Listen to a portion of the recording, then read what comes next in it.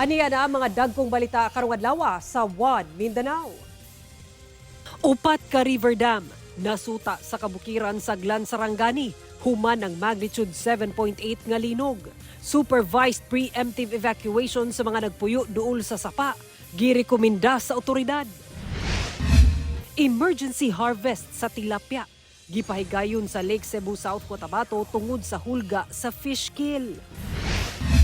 Dokumento labot sa budget insertions nga gipangayo sa Supreme Court sa Solicitor General wala na sumiti. Og pagsabina sa karton sa tax records ni Vice President Sara Duterte ug bana nga si Attorney Manasseh Carpio, desisyonan sa impeachment court karong Lunes, Hulyo 20.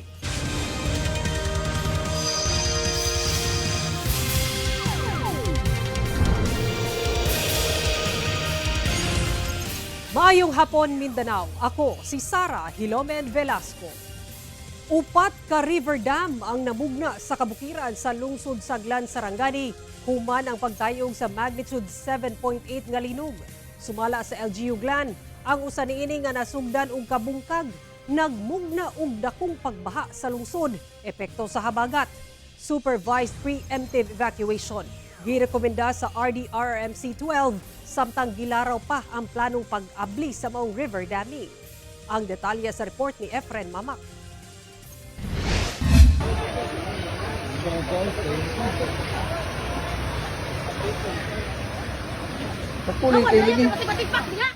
Sabado sa buntag, July 11. Nakasinati og dakong pagbaha ang mga namuyo daplin sa suba sa Barangay Mudan, Glan, Sarangani, gumikan sa sagunsong pag-ulan nga epekto sa habagat. Sa inisyal nga tala sa barangay, miabot sa kapin 400 ka magbanay ang apektado, kung asa sagad sa mga kabalayan niini ang nahanaw gyud. Usa sa mga gitudlong hinungdan ang pagkabungkag sa usa ka river dam sa hilit nga sitio sa kabukiran sa maong barangay. Sa gipahigayong aerial survey sa LGU Glan, nadiskubre ang upat ka mga river dam. Nasayran nga namugna kuno kini human sa pagtayog sa magnitude 7.8 nga linog niadtong June 8. Hinuon doon na namatudpay mano-manong pagbungkag niini sa pagkakaron sa usa ka river dam sa ubos sa maong bungtod. Apan kadtong anaa sa ibabaw, gilaraw pa ang tukmang pamaagi sanglit lisod kini maadtuan. So karon mo to, andito sa babaw is katong mapamping na to no, gamitan na tog hose nga dagko. Mo to ang isa sa una nga opsyon. Tapos gamitan na tog chopper ang pagpadala sa mga gamit dito sa mga tao. Lantawon sab kung maayo pud ba ang pamaagi nga blasting. Pero mao na gyud ang pinakalas perminti ginagamit ka ng blasting kung wala na gyud lain gyud nga choice nga paghimuon kay sa blasting manggod dili nato makontrol ang paggawas sa tubig. No, daghan og pros and cons, no. Inig pabuto dito na tsansa nga mo landslide mo samot og katabunan ang dam. Gumikan niini, girekomenda karon sa Regional Disaster Risk Reduction and Management Council 12 ang supervised preemptive evacuation ngadto sa mga pamilya nga nagpuyo pa sa suba sa Barangay Mudan ug sa lain pang kasigbit nga barangay nga posibleng mabahaan. Na kailangan i-implement na natin yung supervised preemptive evacuation. Talagang ating i-supervise ng maigi sa ground na kailangan physically makita natin sila na mag-evacuate. Kauban si Bong Vicencio, Efren Mamak, One Mindanao. Karong ginaobserba ang National Disaster Resilience Month ug padayon ang pag-ulan ug masinating pagtayog. Subling nagpahimangno ang otoridad labi na sa mga nagpuyo sa bukirong lugar nga mahimong alerto ilabi na sa pagdahili sa yuta. Atong sarong ng detalye niini sa live report ni John D. Esteban. John D. Sara, napahinumdum sabno ang Mines and Geosciences sa Bureau Region 11 sa Katauhan kalabot sa mga timailhan nga posible nang mudahili ang yuta aron na malikay sa peligro.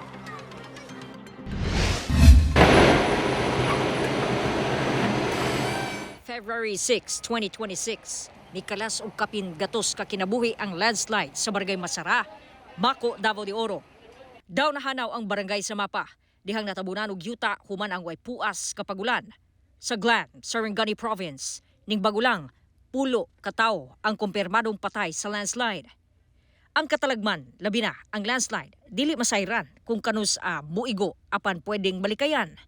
Ilabi na kung dunay kusog nga pagtayog o way puas nga pagulan nga maoy makapahumok sa yuta. Sumala sa Mines and Geosciences Bureau o MGB, Davao Region, adunay mga early warning signs o mga timailhan nga naglihok na ang yuta aron malikayan nga dunay makalas nga kinabuhi. Kinahanglan, I am ready. Unang angay bantayan mao ang mga liki o crack sa yuta, kadalanan o bisan sa konkreto nga salog ug pundasyon sa inyong balay. Kung makamatikod kamo nga padako kini og nagkalawom, timailhan kini nga nag-anam na og us-us ang yuta. Ikaduha, tan-awa ang inyong palibot. Ang mga nahiwi o nakaslant nga mga kahoy, poste sa kuryente o mga kural, senyales usab nga naglihok na ang yuta. Ang mga makita nga hagdan-hagdan sa bakilid nga bahin, resulta matud pa kini sa paglihok sab sa yuta. So what are some of this? Pag makita kayo magliki, Because of the rain, masudlan siya og mga kanang soil, medyo matabunan. Moingon sila, ma'am, na-erase na ang liki. But it could be meters, how many meters pailalom.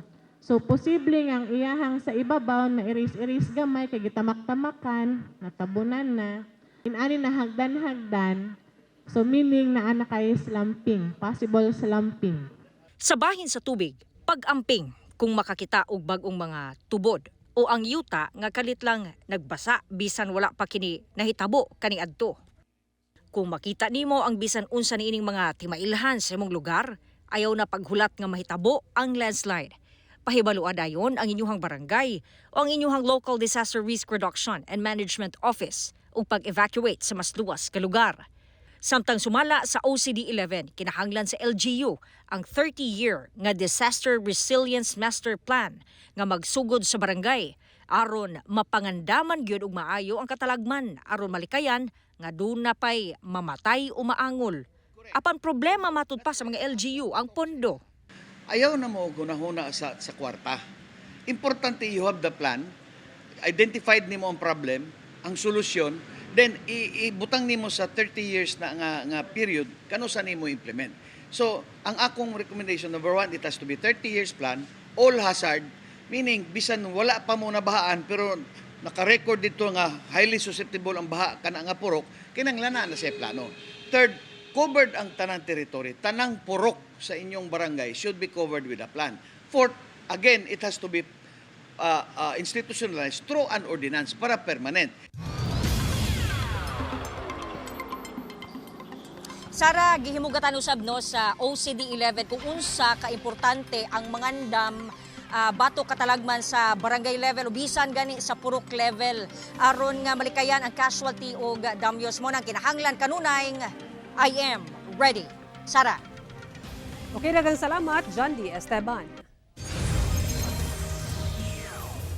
Usa ka wing van truck ang nabangga sa pose sa kuryente sa Barangay Mintal sa Davao City kaganinang kadlawon. Tungod niini nakasinati og pagkawala sa kuryente ug tubig sa pipila ka lugar. Sa pagpanubay sa GMA Super Radio Davao, nahitabo ang insidente pasado alas 3 sa kadlawon kaganina. Sa isa lalaking driver sa wing van truck. Gikan siya sa Misamis Oriental ug padulong unta sa bangkal sa Davao City aron mag-deliver og pan. Apan sa pabahadang bahin sa kalsada, pag-breakdown niya, nawad-an daw siya og kontrol sa truck ug mibangga sa poste. Sa pakiginabi kaniya, giklaro niya nga wala daw siya nakatulog ug mituman siya sa speed limit sa syudad. Walay nasamdan sa panghitabo apan nakasinati og pagkawala sa kuryente ug tubig ang mga apektadong lugar. Hinuon gilew miresponde ang mga personahe sa Davao Light and Power Company samtang gipasabot sa Davao City Water District nga tungod sa emergency power interruption, apektado ang supply sa tugbok main water supply system ug ang mga tugbok production well. Hinuon sa karon nabalik na ang supply sa tubig ug kuryente sa mga apektadong lugar. Na-recover sa mga personahe sa Explosive Ordnance Division ang usa ka gituuhang vintage bomb nga gibaligya sa usa ka junk shop sa Kalinan Poblasyon sa Davao City. Sa impormasyong nakuha sa GMA Super Radio Davao gikan sa Davao City Police Office, paspas nga nagpatabang ang trabahante sa maong junk shop human gibaligya kini sa usa ka wala mailing individual kauban sa ubang mga bakal. Nadiskubrihan sa trabahante ang maong bomba human sa pagbulag-bulag sa mga nakolektang bakal sa tindahan. Gilayong girespondehan sa kapulisan ang insidente ug maampingon nga gikuha ang bomba ug nasuta nga wala kini fuse assembly. Gitaya na ug na-deform. Apan posible gihapon kini nga maghatod og peligro ilabi na sa maong junk shop. Nakakusuriya na sa Explosive Ordnance Division ang maong bomba alang sa tukmang disposisyon. Ginakuhaan pa og pahayag ang tag-iya sa junk shop. Gilaraw sa Cagayan de Oro City LGU ang paglusad og one-time big-time operation batok sa mga masinupakon nga vendor sa Cogo Night Market. Human na matikdan nga namalik og tinda ang vendors bisan gibawalan pa sila. Ani report ni Cyril Chavez. Kahinumduman nga Hunyo 22 ning tuiga, diin gibawal sa Night Market Management Committee sa Cagayan de Oro City LGU ang pagpaninda sa night market vendors sa Dalang Osmeña ug Justo Ramonal tungod sa nagkadaiyang kalapasan nga ilang nahimo. Sa unang semana, tataw nga wala gyud bisan usa ka vendor ang misuway ug paninda tungod na sab sa hugot nga pagbantay ug pagpatuman sa polisiya.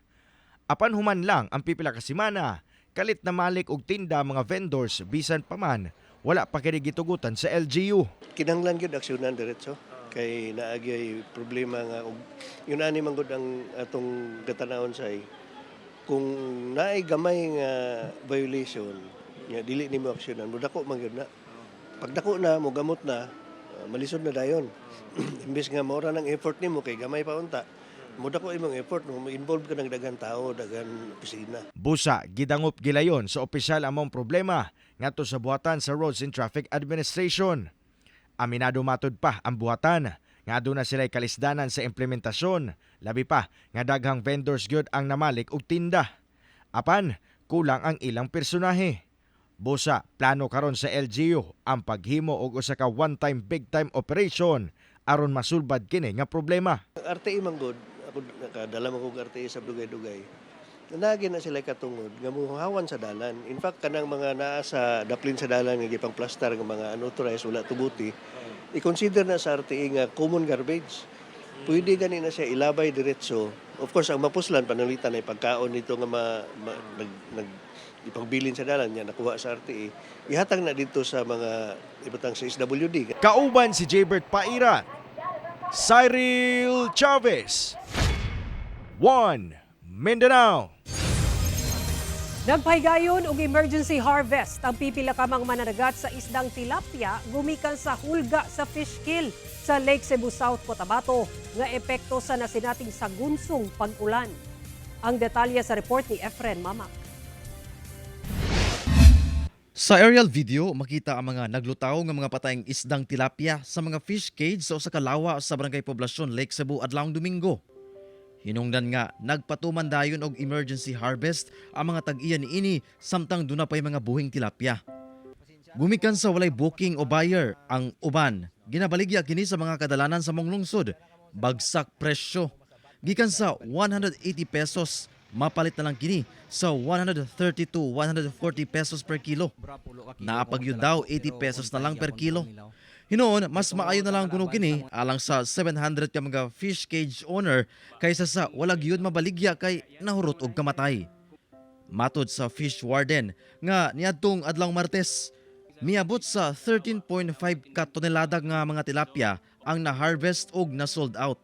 Sumala nila, duna daw kakulangon sa oxygen busa nagsugod kamatay ang mga isda nga epekto sa nasinati nga sa gunsong pag-ulan. Ang tubig baha nga gikan sa watershed sa kabukiran sa mong lungsod mopadulong kuno sa mong lawa nga misilbi isip catch basin. Na short sa oxygen ang lawa, hindi maagapan, mamatay na tuloy yung mga isda. Yung palagi ang ulan na walang init, yung magbaba talaga ang dissolved oxygen ng lawa. Kauban si Bong Vicencio, Efren Mamak, One Mindanao.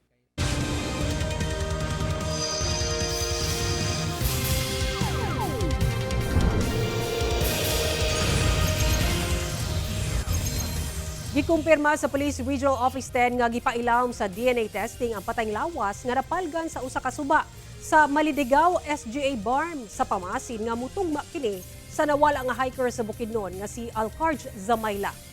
Gipaubos sa DNA cross-matching examination ng DNA sample sa igsuon ni Alcarj Zamayla, ang hiker nga nawala sa Mount Kalatungan niadtong July 12 ug ang patay lawas nga nakita sa Pulangi River sa sitio Minanga sa Barangay Nabundas sa Malidigaw SGA Barm niadtong July 4. Subay na sabkini sa request sa pamilyang Zamayla. Apan doon na kunoy na matikdan ang kabanay ni Zamayla sa patayng lawas nga nakita sa Pulangi River nga dili muhaom kang Alcarj. Sama na lang sa gitas uniini ug ang t-shirt nga iyang gisuot. Doon na sab kunoy borloloy sa lawas ang patayng lawas nga nakita samtang sumala sa pamilya dili nagasuot og samang accessory si Alcarj. Ginahulat pa karon sa kapulisan ang resulta sa DNA test aron makumpirma kung si Alcarj ba ang nakita sa Pulangi River.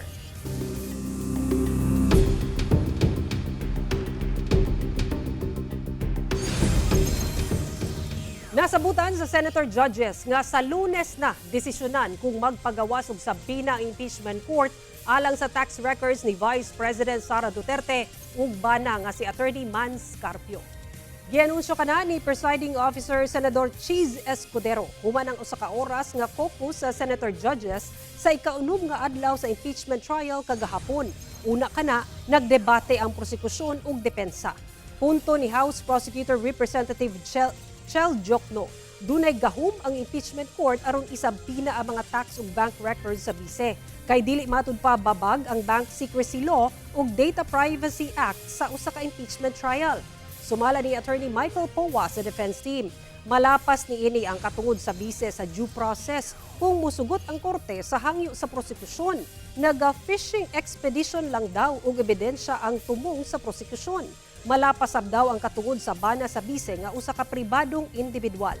Hangyo sa prosekusyon nga magamit nga ebidensya ang karton sa tax record sa magtiayon alang sa Article 2 sa impeachment kalabot sa dili matud pa ma-explain nga bahandi sa bise. Wala niya kinigideklara sa iyang salen ug dili pag-divest sa interes sa iyang mga negosyo dihang milingkod isip opisyal. Kay numdumang gimando ni Escudero nga ibalik sa Bureau of Internal Revenue ang mga karton sa tax records sa bise. Miatubang ang pipila ka senador ug kongresista sa oral argument sa Korte Suprema labot sa petisyong ideklarang kalapasan sa konstitusyon ang unprogrammed appropriations. Ang detalye sa report ni Argel Relator. Gipahigayon ang oral arguments sa Korte Suprema labot sa petisyon nga ideklarang kalapasan sa konstitusyon ang unprogrammed appropriations.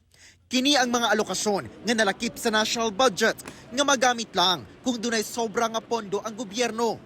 Dinhi matud pa gikuha ang pondo sa mga maanumalyang flood control projects. Sa oral argument sa Korte Suprema, niatubang si kanhi Senate President Franklin Drilon isip amicus curiae or friend of the court. Sumalat ni Drilon, dili unconstitutional ang unprogrammed appropriation tungod kay ang konstitusyon naghatag og power of the purse ngadto sa Kongreso. This is a plenary power of Congress and that cannot be restricted, but it doesn't mean that the use of such power cannot be corrected, and that is why there is the power of this honorable court to correct abuses. Gikan 2023 hangtod 2025, halos 1.3 trillion pesos sa budget sa gobyerno ang unprogrammed appropriation o walay ensaktong alokasyon. Miatubang sab ang ekonomista ug kanhi congressman nga si Joey Salceda. Punto niya, kinahanglan ang unprogrammed appropriation aron dunay makuhaan ang gobyerno sa mga dinalian nga panginahanglan. Dili man daw ang mismong budget ang dautan, apan ang ginatawag nga banality of evil o ang mahimong normal na lang ang pagbuhat og dautan. I think there are enough railguards in the Constitution. It's a universe that will provide the controls. We're not in the best of times. We're trying as much as possible to grow the economy, to put in the general economic strategy in order to grow our revenues. We cannot rely on the organic kulang po. Our country has many laws, many regulations, many issuances from the departments, and if each person can just be honest and good public servants, I think, Your Honor, there will really be no problem. Gisingil na ni Supreme Court Associate Justice Alfredo Caguioa sa Office of the Solicitor General ang gipangayo niya nga mga detalyadong dokumento labot sa budget insertions. Pero walay na sumite tungod kay sumala kay Soljan Darlene Berberabe, walay nahatag ang Kongreso ug Senado. Tungod ni ana, gimando sa korte nga mag-explain ang kinsaman nga representante sa Kongreso ug Senado nga nakaistorya ni Berberabe. This is the directive of the court already. Yes, We Your want Honor. to know whether or not these documents exist or do not exist, or whether these documents do exist but they don't want to give it to us because of their institutional concerns. Your Honor, based on our discussion, there are really no documents. Based on your discussion, but I want to hear it from the horse's mouth under oath. Ako si Orgil Relator. 1 Mindanao.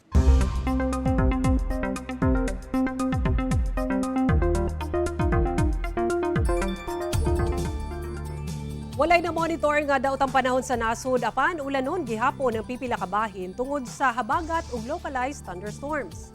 Sa Luzon, habagat ang makaapekto sa extreme northern Luzon, samtang localized thunderstorms ang magdala og mga pag-ulan sa ubang pangbahin sa nasud lakip sa Mindanao. Base sa datos sa Metro Weather, halapad ang pag-ulan sa Mindanao. Dunay kusog nga ulan sa pipila ka bahin sa Zamboanga Peninsula, Northern Mindanao, Socsargen ug Davao Region. Busa magbantay sa posibleng pagbaha o landslide.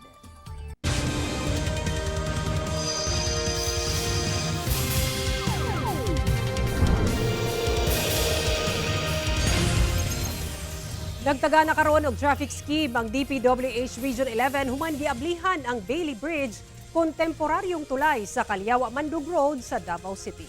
Sa pahayag sa ahensya nga nakuha sa GMA Super Radio Davao, mamahimong kaagian sa light vehicles kung gagmayng sakyanan ang temporaryong tulay. Hinuon dunay gitagana nga access road tapad sa tulay nga mamahimong kaagian sa heavy vehicles. Giawhag sa DPWH 11 ang mga motorista nga mutuman sa balaod trapiko aron malikayan ang mga aksidente ug magpadayon ang maayong kondisyon sa temporaryong tulay. Hinumduman nga nahugmak ang Kalyawa Mandug Bridge niadtong bulan sa Mayo tungod sa nasinating grabing pagbaha sa lugar. Midagsa na ang mga kapuso alang sa Congressional Night nga kabahin sa 27th Tinalak Festival sa Coronadal City.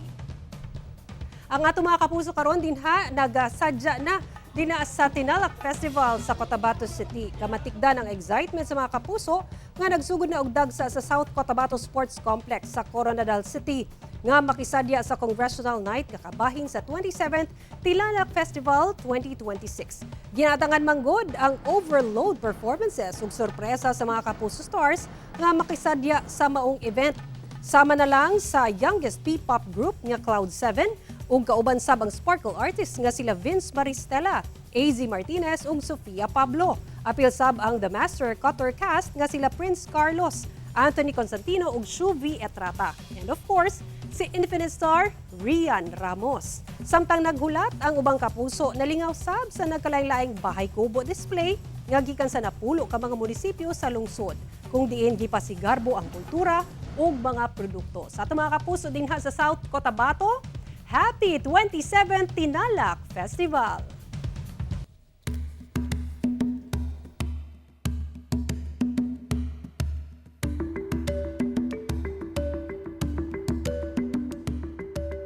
Lima ka ito'y ang gituhang giabandona ang giluwas sa Panabo City, Davao del Norte.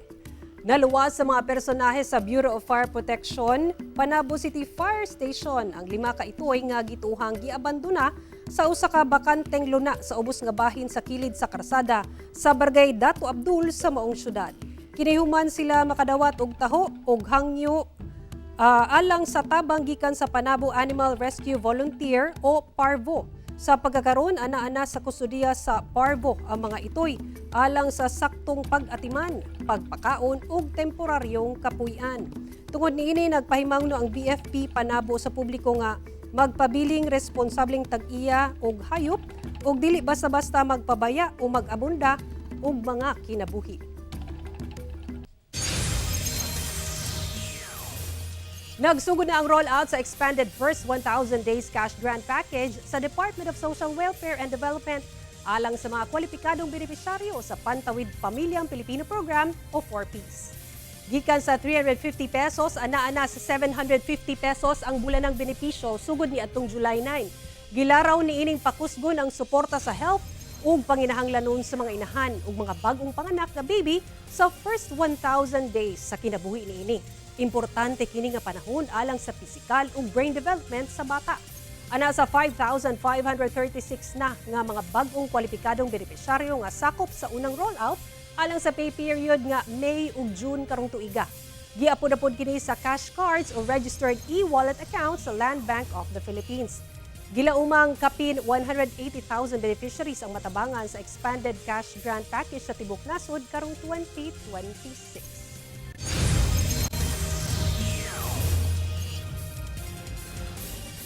Mamahimo ninyo makita kini nga episode pag-usab guban pang lokal nga balita. Pinaagi sa pagbisita sa official website sa GMA Regional TV o bisita ang among official YouTube channel ug i-click ang subscribe button para sa pinakaulahing balita sa mga rehiyon.